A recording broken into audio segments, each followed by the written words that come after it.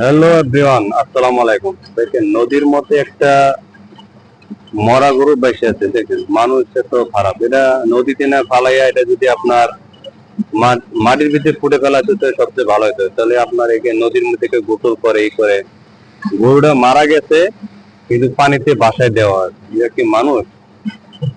এই গরু দিয়ে মানুষের কুরবানি দেওয়া হয়, তারপরে গরুটাকে নদীতে ভাসায় দেওয়া হচ্ছে, সেটা তো ভালো কাজ করে না। মানুষের তো খারাপ।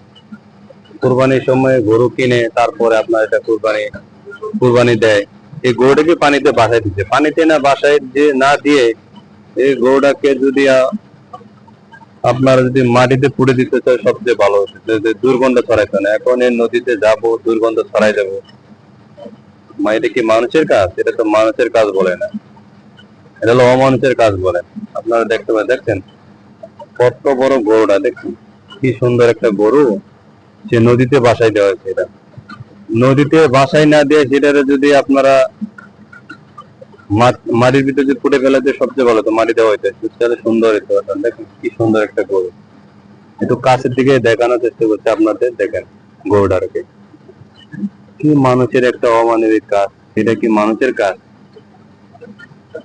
কি সুন্দর একটা, আপনারা দেখতে পাচ্ছেন একটা সুন্দর একটা গরুটা, এটা মানুষের কাজ বলে না। মানুষের যদি গরু দিয়ে আমরা কুরবানি দিই, আল্লাহর নামে কুরবানি করি, সেই মরা গরু পানিতে ফেলে দেওয়া হয়েছে, সেটা যদি আমরা উঠে যদি মাটির মধ্যে সবচেয়ে ভালো হবে। দেখি এটা মানুষের কাজ না, এটা অমানুষের কাজ।